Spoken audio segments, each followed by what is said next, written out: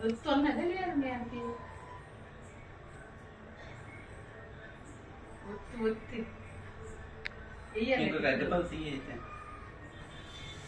వెయ్యాలి ఇప్పుడు ఈ ఎత్తులో తీస్తారా పండు చూడండి వేసి నెయ్యలేదు మరి ఆనేసి వెయ్యలేదంటే వేస్తున్నాను